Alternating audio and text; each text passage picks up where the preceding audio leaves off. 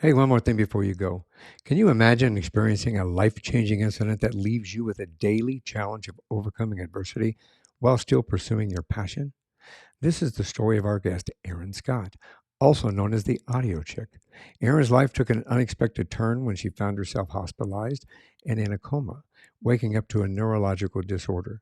Despite these unimaginable circumstances, she refused to let adversity define her, and we're going to talk more about that. Stay tuned. I'm your host, Michael Hurst. And in this episode, we sit down with Erin Scott, the audio chick, to hear her extraordinary story of resilience, growth, and the power of music.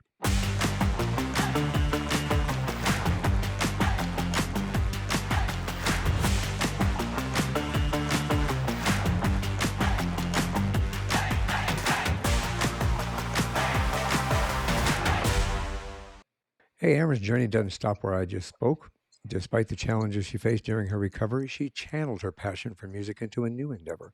She's publishing and producing the works of entrepreneurs in small town Mississippi and highlighting the talents of blues artists in the Delta. Her own podcast, called Blues Divas, became a platform to share the stories and music of these remarkable individuals. This is an extraordinary story of resilience, growth, and the power of music. Welcome to One More Thing Before You Go. Hi, Erin. Hello. First thing I'd like to say, because it's a little embarrassing, is my background is actually a few of my friends. Well, this is my niece's. She couldn't stop creating a painting, but I have a few other paintings that I've had throughout the years. I've tried to create different things. But yes, I've had many friends that are painters because of my theater background create paintings for me and giving me things. So if you're looking at me and saying, why does she have weird things behind her? Yes, this is the backgrounds of things Those, behind I wouldn't say they're weird. I'd say they're creative. me. See, Yes, yeah, definitely, definitely. creativity is sparked, and you should always allow the creativity to show itself like that. So yeah, Yes. that's brilliant. That looks very nice. Yeah, I'm happy that we can showcase some of her work. yeah, little bit, little bit. A little bit, just Um, yeah, so. it's been a long journey. Yes, I've had some that have come from England, some from California, some from Savannah, Georgia, all over the place. Oh, And very cool. that's where my journey has been because I've had 42 different postal codes. Because Wow. of working in summer theater, I've lived in let's see, Texas, Chicago, Minnesota, LA. I've lived in Florida. I've lived in the Appalachians in Carolina. I've lived in, well, Texas again and Savannah and yeah, pretty much all over. And then, of course, Mississippi. Yeah. Well, let's, if I can, let's start back at the beginning. I always like to start at people's Yeah. beginnings. Yeah. Where did you actually grow up? Oh, I'm third generation Texan and very proud of it. Third generation Texan. So Yes. what was your family like? Family, my mother, I'd say my dad was a born again Texan. He left Kansas State and then came to Dallas right after college. So, yes, that's how he's ended up working at Allstate and then meeting my mother, and that's how they met and married. My mother comes from a family of 8 children. So then I know, and people are like, in this day and age, it's weird. People are surprised. I know my third and fourth generation, fourth cousin. So, yes. And sometimes I think, well, he's my second cousin. And then I thought about it. No, actually, he's my third cousin.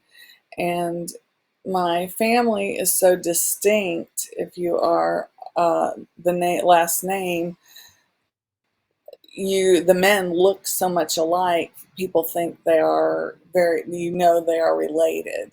My one cousin was playing ball against my third cousin, and they definitely knew they were connected. They thought they were more alike than that, genetic wise. It's very interesting how that works. And actually, there's a story of, I think, my one uncle walking into a receptionist and saying, I know, you're that last name. I know who you are because of, who you look. So it's been very interesting. And our family, my mom's side of the family, they grew up in either St. Louis, within the Dallas area, or New Iberia in Los Angeles, or excuse me, Louisiana. Louisiana. So So I mean, you're from the South. Definitely very from the much. South. It's interesting. I've got it. My grandfather on my mother's side is from Mississippi, and then my Hmm. grandmother is from West Virginia. And Hmm. family back then they had. I mean, I had 9 aunts and uncles. I know that you mentioned earlier about getting your degrees. We were talking about that before we started. And where did you go to university? My first university was at Illinois State.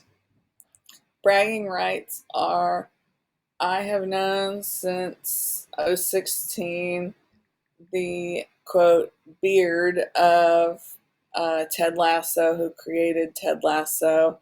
So we're very proud. Everyone that I've known, and yes, we're very proud of Brendan creating Ted Lasso. So that's another idea for a podcast that I'm pitching to him. But yes, I went to Illinois State, and a lot of, who else? I'm trying, John Malkovich and a lot of other people. Gary Sinise went to Illinois State and were trained by a very talented actress that were taught and trained through Illinois State. So yes, I went to there, started there, did not finish there. I ended up transferring through what's called a domestic exchange instead of international.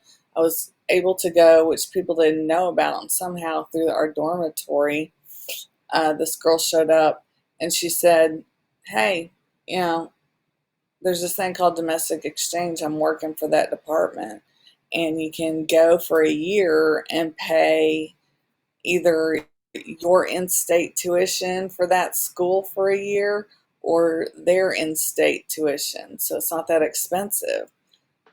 And I had a bad experience, not very happy experience working on a project, working on a show. And I was like, how do I get out of this school without losing credits and going somewhere else? So I tried to go and look. I was a sound design experience, and I said, I don't want to give up on sound design. And I looked up on, and there were two catalogs of theater programs that had sound, and it was either New Mexico or University of Minnesota, and I ended up in Minnesota. That being said, when we my dad took me from Dallas to Chicago, the first thing I said was, as soon as I turn 18, I'm going back to Texas. And then I was like, how the heck did I end up further north in Illinois than Illinois and University of Minnesota? And I finished up my degree in Minnesota. So The you interesting went thing, from the heat of Texas up to the cold of Minnesota. the That's like a interesting thing is, though, I had to cross the Mississippi River every day to get to class. So I have a whoa. connection with the Mississippi River besides the blues. There is some sort of connection that brings me back and forth with the Delta, with the blues and the river. It's amazing. That it. I think that I love the fact that we as human beings have connections like that because it allows us to appreciate them just a little bit more deeply, especially from, I mean, your perspective of loving the blues music aspect of life, and then it takes you right back down to where it originated. So yeah, that's a brilliant. Every day that you crossed over the Mississippi up in Minnesota, that's a nice connection. Yeah. I like that. I know that you said that you worked you were one of the first people to go from digital sound, or excuse me, from analog to Oh, digital sound. analog Correct? mixer. That was one of my first classes at University of Minnesota. Was Yes. going from digital I to still had to cut tape in the class, but then we also had digital parts in the class. What drew you to the audio aspect of sound? My mom said never quit on anything. And since I had a bad experience at Illinois State doing a sound production, and I actually had to go to the art department who knew or they had the equipment to cut or create a CD. That's how, we were at the time. I just, I don't know. Sound just, the professor was really good and sound started to be my thing. I just didn't want to quit up on it. I really wanted to be a set designer and still kept pushing towards set design. There were some negative aspects and things that happened in set design, and I still did props and painting and all that type of thing. Somehow, sound just kept calling toward me, and I ended up working toward a master's when I went to California to do sound design. Yeah, I really can't answer that question per se. It just, I mean, obviously, your approach to music in anyway, the fact that you have a love for music. I have a friend of mine that we've been friends for, man, we've been friends for a really long time. I'm gonna give my age away when I say this. We've been friends for probably 40 years. He actually he's an audio tech, and that's all he does. He's got a sound. He does sound now. He cuts records. I mean, literal records. He went back to doing records for people, and he was working for RCA. He cut some records for Elvis Presley. okay. Actually, way back when he's actually. I told him when you die, I get this. He's got one of the microphones from the '68 comeback special. He was so involved in that industry. Absolutely loves what he's doing. And he went from going analog, from going tape to vinyl, doing all of that, and then transitioning to digital, and eventually went back to doing from digital, went back to vinyl because he says I just like working with this better. I like working with tape and vinyl better than like Mhm. working with digital. So do you find that you miss that aspect of it, or I mean, today, digital, we wouldn't be having this conversation if it wasn't for digital, actually. There's that visual aspect to it that I'm like, well, I want to make the cut of someone like me just now saying, trying to get those filler words out to making someone sound a little bit more precise in what they're saying in the interview. And it's especially with a lot of these women or any interview, you want to make it tighter or you want to cut part of what the whole interview is. There's a part of it that and these pauses, like like I just did, like I'm trying to show you. You take this pause to make that thought come through. So cutting tape is the same type thing. With digital, it's a little bit easier to see that visual versus, you got that round, in the tape. You got this whole thing that you gotta, lay down and cut, and make it all come through. So there is that part of that I don't know if I would want to go back to that per se, but there is something to the audio part of it, that what you're hearing and things like that, then yeah, you couldn't do any other way. Asking me about sound wise though, there is kind of a connection. I moved to Illinois in fifth grade, and fourth grade was when they started teaching sound audio or instruments, and I didn't want to. I was already being bullied about my accent. I didn't want to do that. Go backtrack to that. So my brother became a professional musician. I was already doing ballet and tap and jazz and kept wanting to do that. So that's my sound connection to stuff. The deal was with U2, with BB King coming out, that was my connection. And Stevie Ray Vaughan and all that. I think on other podcasts, people have heard that my biography is that, yes, our high school, we won jazz competition state for, I think, 4 years, probably around my time that I was in high school. our garage bands, we weren't doing Nirvana and all those things that was coming out of Seattle. We were doing blues. And so, yeah, it was all about the blues and playing the blues and things like that. That was our thing. And we really wanted to do the riffs, we wanted to do it all. And so, our going to cafes that we were allowed to, instead of, well, I'll just say Libertyville, like we'd go to Highland Park and things like that, and Gurnee, we'd end up taking off time and hearing the blues that way. And there was a really good guy that actually we were sad about. His dad took him to another school because he wanted his daughter to play ball, just to go to college. The brother was who was a really good musician. We didn't get to hear him play as much. That being said, it was kind of a fun time since I was doing tech theater and doing that.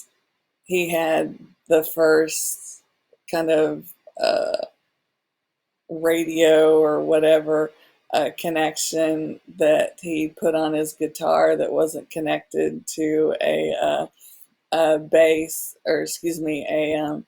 amplifier by a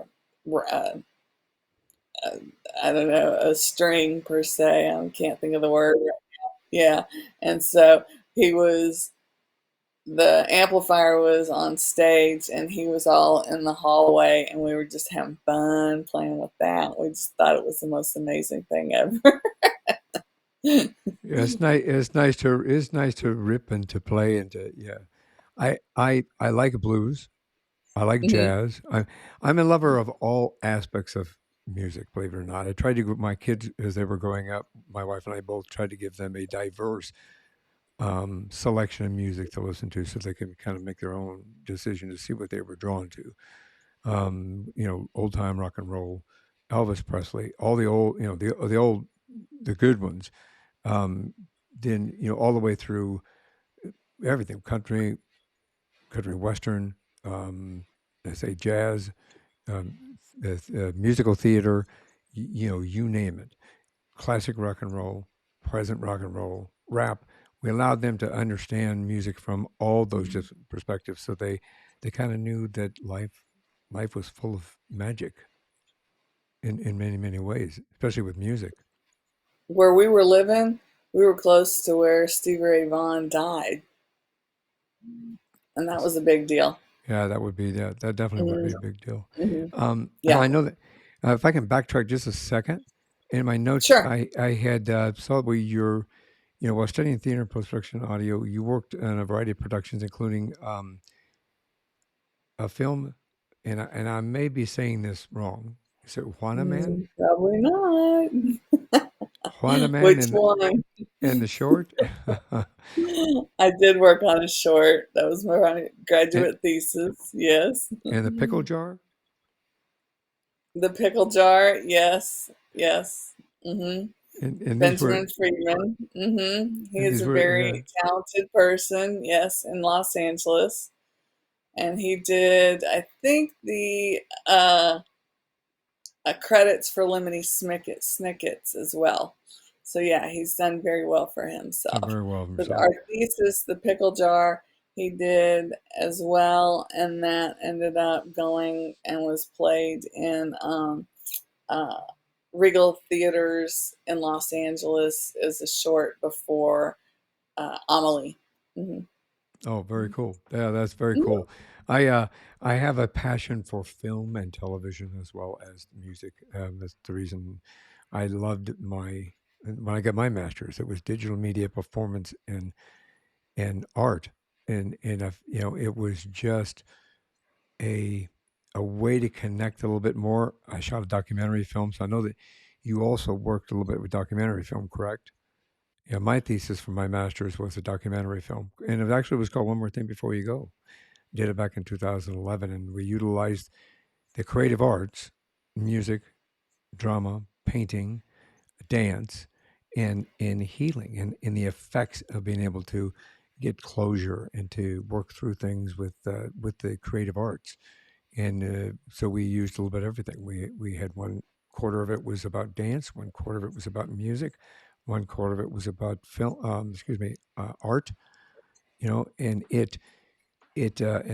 then one quarter of it was drama, and it allowed us to showcase the fact that creative arts can help people heal through things. And has that helped you? Mhm. I know we're going to talk a little bit about you had was it a vision of death? A vision of death? Well, when you have a rare bacterial infection and your mother finds you, yes, pretty much unconscious. And yes, I was taken to the hospital and they didn't know what was going on. And yeah, I had organ failure. Yeah, I saw death. You Yeah. saw death, Mhm. and then about a year later, you were hit by a semi. I was hit by an 18-wheeler.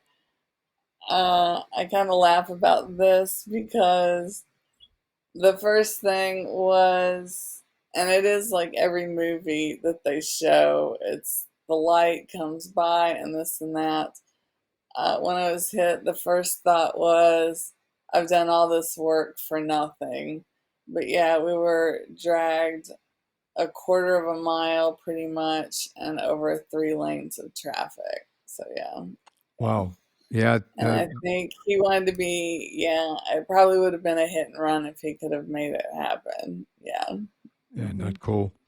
Not very. Not Hmm. cool. Not cool. Do you think that Yeah. your passion for music and your love of music has helped you to kind of overcome your obstacles in regard to your recoveries on both of those instances? I don't know what has. I think the biggest thing that has happened lately was, first of all, you lose almost all your friends. I just moved to Austin and I'd been in Austin probably 2 years. And because of theater, you have friends all over the world almost. And so I had people, well, through the power of prayer, probably, and even my brother being playing professionally in a Lutheran band, I had people praying for me all over the world. I think that type of energy probably got me through to where I am and got me out of the hospital. Then, I had to fight like a warrior to get where I was. Uh, you look on Facebook, and even the people you were close to and things like that, people don't really know how to respond to you.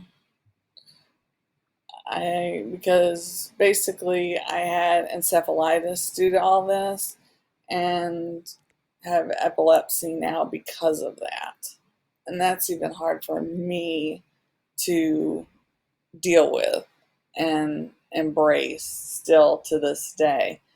And so, yeah, it's been a hard journey in dealing with all that. Within the last year, I have met a gentleman randomly who has brought me into You Just Caught Me. That's why we booked this the time we did. What happened was with these podcasts, since I have two podcasts, if you go to my website, uh, was when, and we're backtracking, when I was working at Marketplace in Los Angeles, a friend of mine working on the morning show, he went to he was a host. He went to Louisville and got a second master's in equine management and worked on writing about, I'll just say, the ponies, and worked for the Pollock Report. So COVID hit, that shut down as well. What was he doing? He did a podcast. I got my second master's going to Ole Miss and doing Southern Studies because I wanted to do more reporting and documentary and getting a journalism degree without getting a journalism degree. So they had a documentary program. I ended up having all this tape, and it was a lot about well, I did repurpose gas station food. I had all this on entrepreneurs and things. So I had a lot of contacts. I used some of the tape, but I also contacted a lot of people. It's not the quality that I want, but it is what it is. The second one, when I went to visit the Delta this last visit, this woman said, "Hey, there's a market. Nobody's doing blues divas." And with my passion of wanting to put voices out that aren't out there, I definitely want to do blues divas. So I've been talking to a lot of wonderful women that really, they know they're not going to be Stevie Ray Vaughan or, BB King or even Kingfish, who is the next, BB King and all these other people. They're doing it because they love it, and they're songwriting because they love it, and they're just going to go and do what they want to do. I'm wanting people to hear them talk and maybe, you know, click on their YouTube and give them a few more clicks, or go to their Spotify and who knows what. Who knows if it's about monetization? We don't know. But at least their voice has been heard and somebody knows about them now. So You know? do you think that this journey that you have been on in regard to that has helped you to overcome your neurological issues that you have developed during through well, both your instances, I'm assuming, contributed to that. When were you in the coma? Was that when you had the infection, or was that Oh yeah. with the Yeah, yeah. tractor traitor? Oh no, I had a rare bacterial infection called murine typhus, which right now only happens in Southern California and Southern Texas. Which, just wait, it's probably going to spread real soon due to open borders and all that. Before all this, and this was, we're going on 8 years ago, but it's been around probably 10 or 12 years ago. Los Angeles City Council, uh, City Hall, excuse me, was even removing their carpets because of murine typhus, because it's due to fecal matter or flea bite. So they were worried about all the From that fleas and perspective, even uh, um, homeless on there. and that's what put you into the Yeah, coma.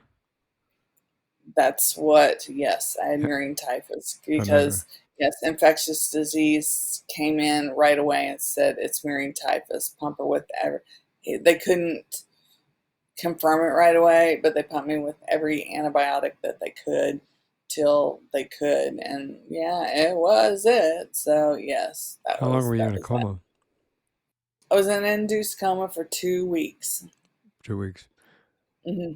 I Yeah. I'm. Has anybody asked you this before? And if there's an intrusion, please, we don't have to. But what do you remember anything from being in a coma? Like I said, uh, I had talking with, and I was glad he wasn't the gentleman that brought me into Mass.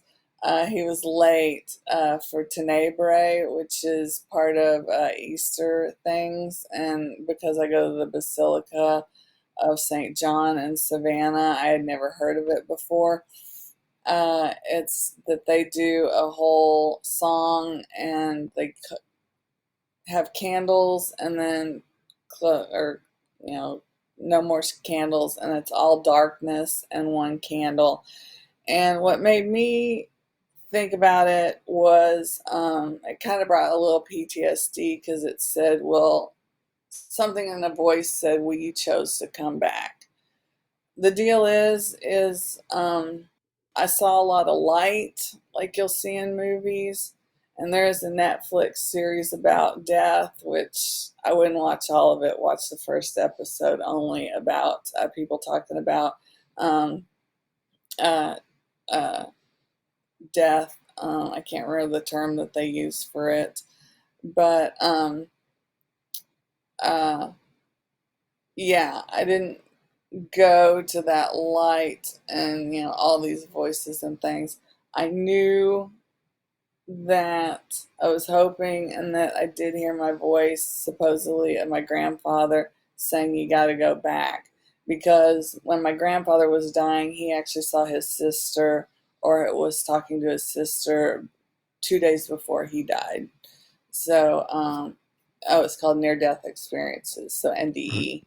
NDE. So I kind of had these things which my psychiatrist, who did not believe in NDE, she was like, "Oh, those were just all the, pictures or lights of, them working on you and this and that."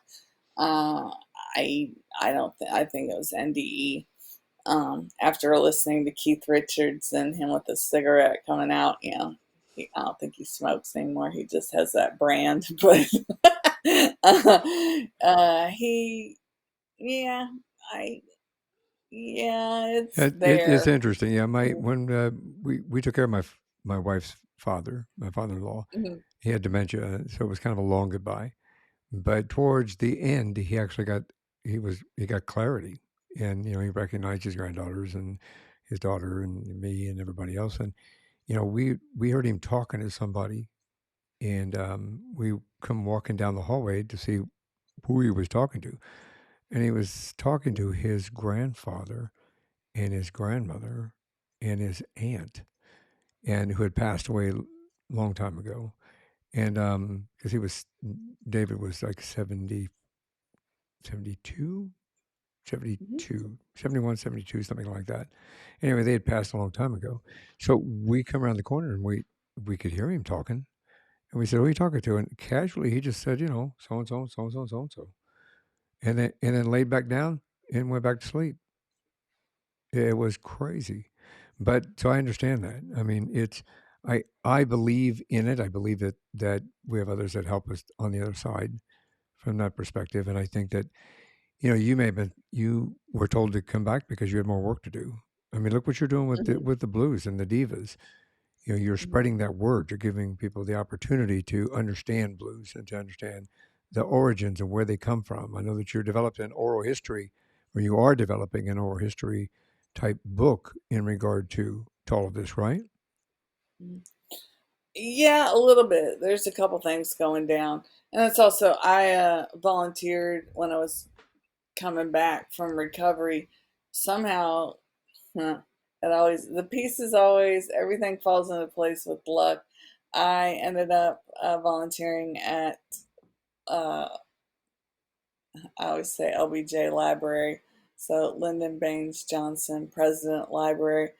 And everyone else retired, wanted to work with National Archives, Right. and it was hard to do. And somehow I didn't go where I was supposed to go that day. I went up on the sixth floor or whatever and talked to somebody who was giving a personal tour, and I was like, "Oh, sorry," and then ran into a man who was could have taken a different elevator, but he took the public elevator and said, "Oh, well, I forgot my glasses." And he was going into the library that you can, look at all the archives. So I waited to see, just, talking. I'm chatty Cathy. Hey, what are you researching? He's like, "I work here."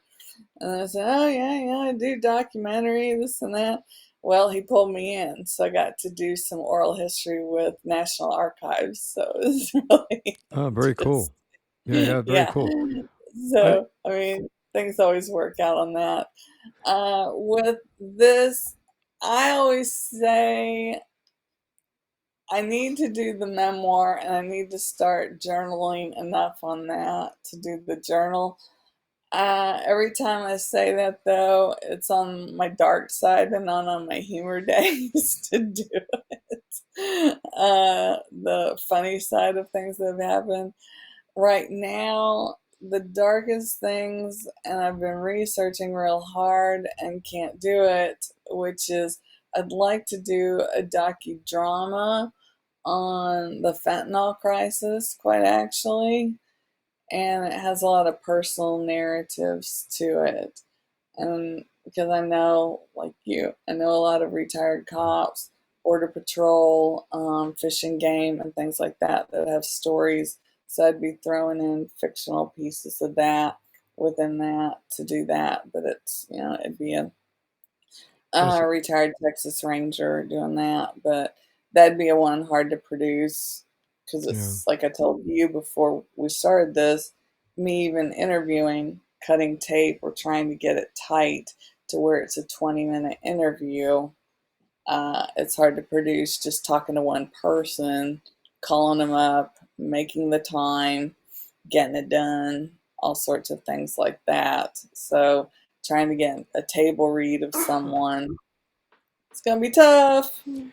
Tough, but worth it. I think that, the oral history, I do believe that any, oral history is going by the wayside. I had the honor of being able to help a World War II vet document his life history, including joining the military when he lied to get into the military and was 16 and a half years old, and they sent him to Iwo Jima.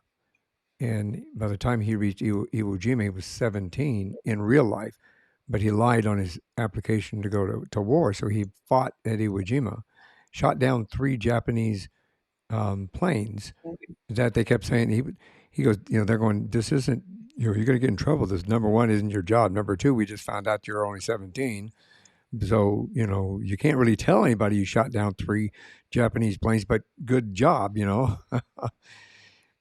So we had this opportunity to him to tell me the story, and we got to I document it. know. It was great. I'm sitting on one too. My Yeah. aunt's neighbor, she just celebrated an anniversary, and yeah, she was in the Coast Guard, I think. But yeah, she had a big one.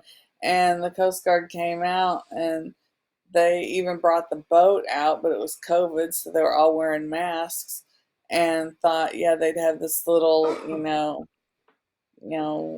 woman who couldn't walk, and she's all just hey, and she's mom says she's probably pickled because she drinks and smokes Uh, probably. But yeah, she's a tuber because yeah, she's a good one. But yeah, it's the same type thing. And even talking to my aunt, being in Dallas, asking her a little bit. Somebody asked her. It was on another podcast. They wanted to know about Kennedy's conspiracy of things that have happened.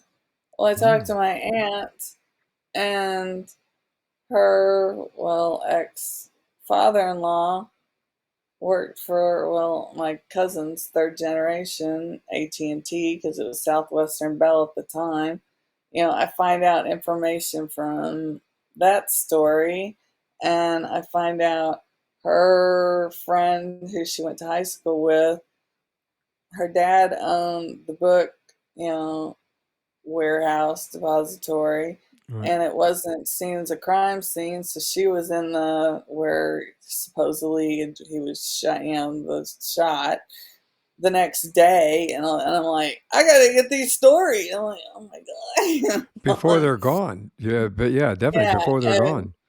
my uncle, well, we knew who was, made the phone call to the Herald or whatever, and is on the picture and talked on the Zapruder files. So he was on the grassy knoll. So I mean, I have all these pieces, and I'm like, what am I doing? But it's Yeah, still you a conspiracy file. gotta So grab them before they're gone. Because once they're gone, you you can knock on the color, the mausoleum door, but nobody will answer, or at least you hope nobody will answer, right? yeah. Yeah. And back to seeing things. My mother will even negate or say, well, maybe it was this. Um, uh, that, sorry, I don't know why this is connected in two things.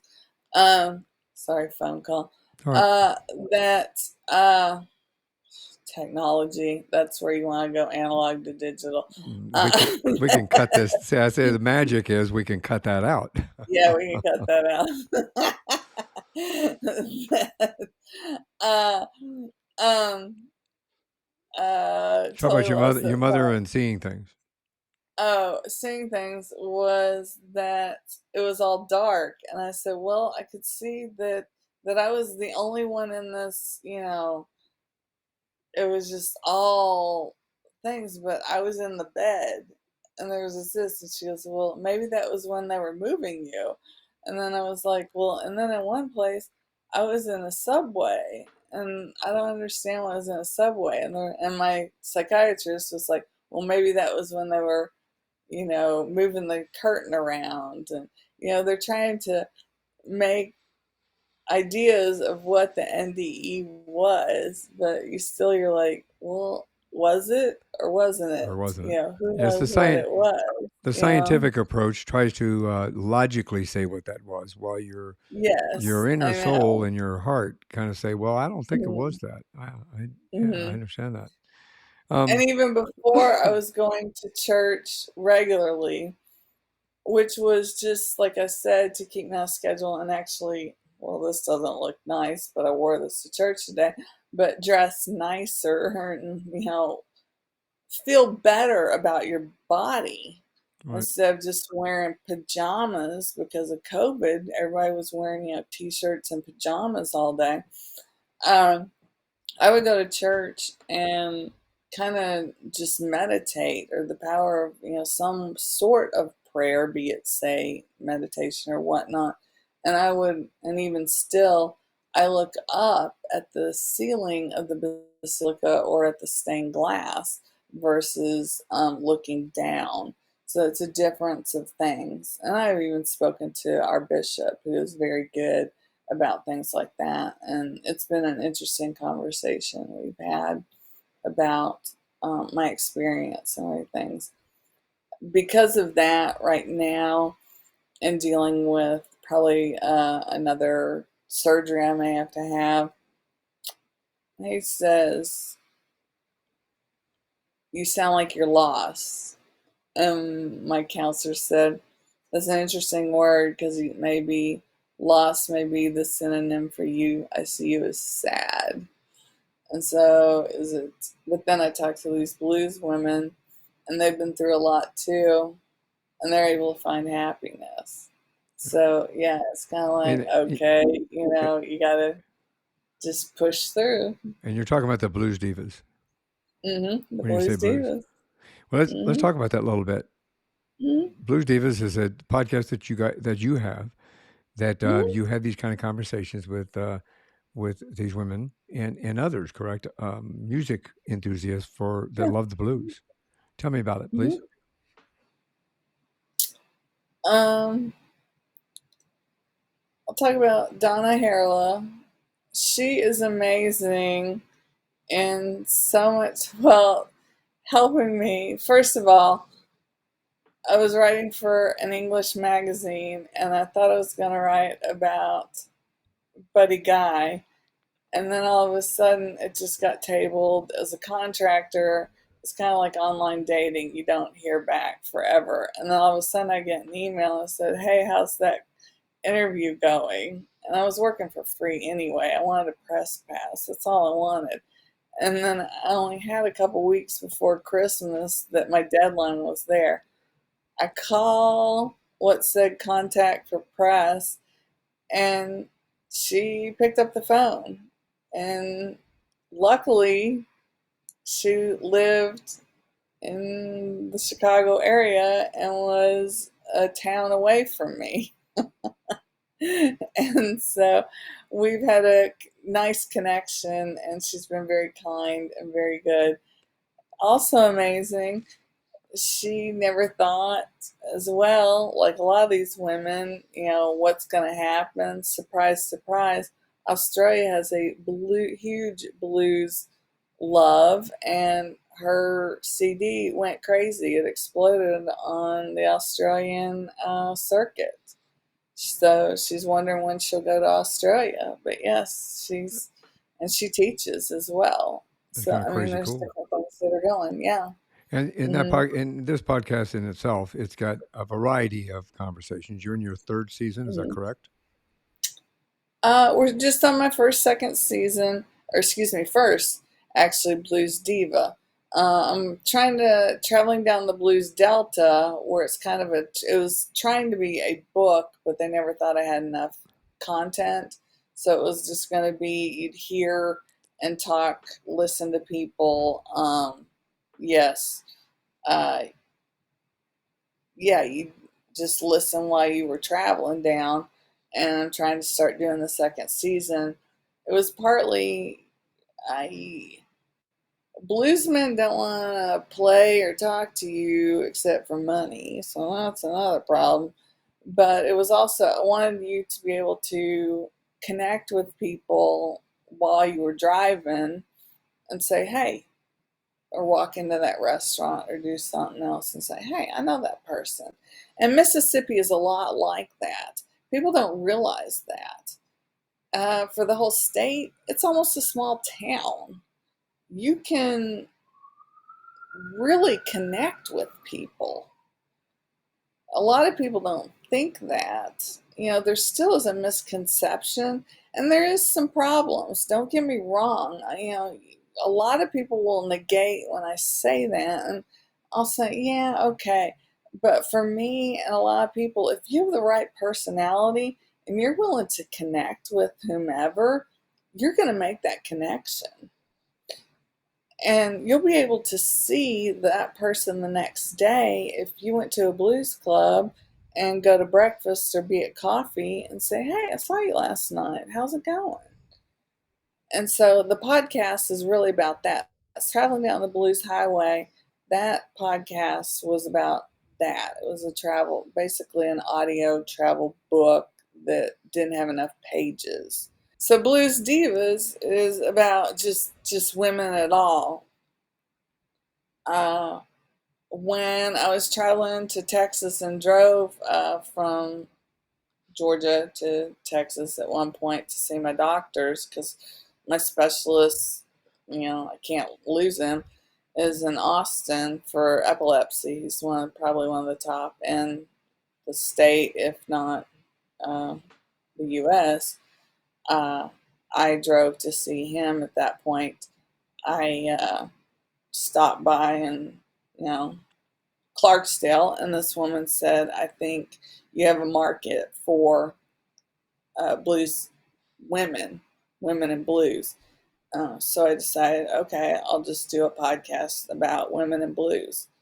And the marketing has been hard, really isn't there yet, but I'm just, again, like these women, pushing and moving on and Right. seeing, excuse me, where it'll go, and let these women be heard. So we've got a lot of women that there was just a women in blues uh, festival, Right. and hopefully things will get heard more and more and more, and see what happens.